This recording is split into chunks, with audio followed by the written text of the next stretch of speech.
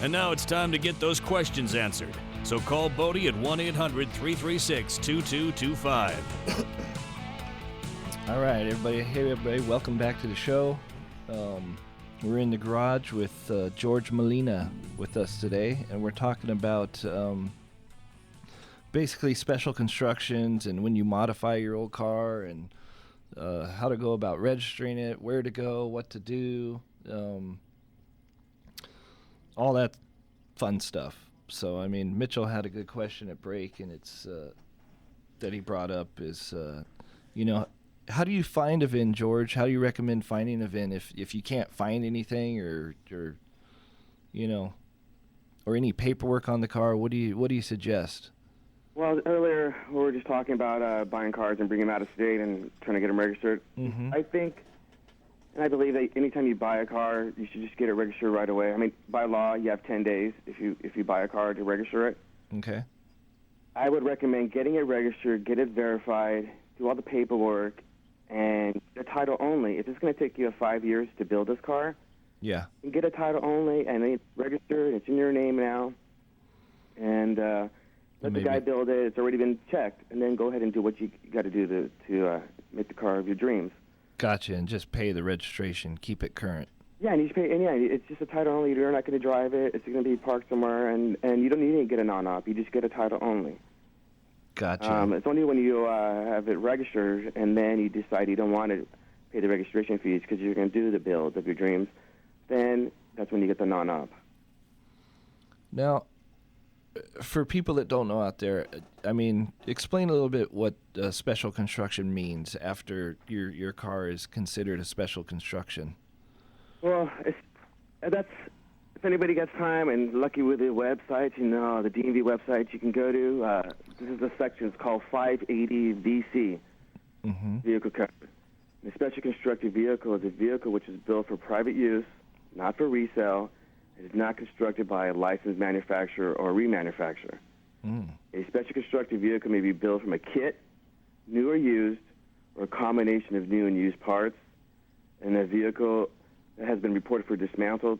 So you buy a dismantled car and you want to make it into a wiener dog, and it doesn't resemble the same vehicle, then it becomes a special constructed. Okay. So it says right here, a special constructed vehicle is not a vehicle which has been repaired or restored to its original design by replacing parts. So if you're replacing parts to a 57 Bel Air and you're getting a frame and all that, it doesn't become a special constructed vehicle. It's just when you start messing with the frame numbers or the VIN numbers on it, and they can't question or verify that it is a 57 Bel Air, they're going to make it into a special constructed vehicle. And then you're stuck with instead of being a 57 Bel Air, you got a 2012 Bel Air.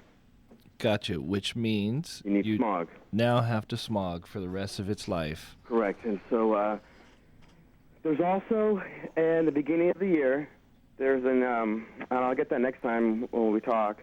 Okay. The state gives you, on the first day, and the day the DMV is open, you can get, it's like a lottery. They get 500 of them. Yes. And with that lottery, you can get it for the year of what it's supposed to be, 57 Bel Air, based on the engine or the look of the car. Okay. And you can get away from the smog and all that. Oh, really? Also, if you're just driving your car just for fun, yeah, you're not driving as an everyday driver to go to work, you can get historic plates for your vehicle. So if you're doing a special constructed vehicle, like on the Tim Allen car, and he wants to, he just drives it for maybe once every 2 months. Which happens. He can get a historic vehicle, apply for that. Okay. And that can help you getting away from the smog emissions regulations, as long as you're using it for fun and you're using it for club events and all that. Yeah. Yeah, and that, which leads us to another thing is, like we were talking earlier about the EPA a little bit and the E-Rod and things you got to do to your car if it's a 76 and smogging it and this and that. And it just kind of, I've built a lot of cars, and Mitchell and I have built a lot of stuff that, we'll never see 1,000 miles a year. You know what I mean? Yes. So, and that's what kind of cracks me up. And then you have a way to watch these cars as well, because when you insure them, they're insuring you based on mileage. You know what I mean? Yes, and those insurance companies, especially if you're using a classic car type insurance, they're going to require you to have that garaged. Yeah. They have all these restrictions on it. So isn't that crazy that the EPA is still coming down on all us hot rodders, and they want us to jump through all these hoops, but they have a way of watching how many miles and how much these cars are on the road a year, and they I don't get it. Well, besides fixing these cars, you guys got to know all these laws, and if you can find the laws, there's different ways of getting around it. Well, hey, George, hold on to that. We're going to be right back, and we'll talk a little bit more about that. All right, buddy. All right. Thanks, George.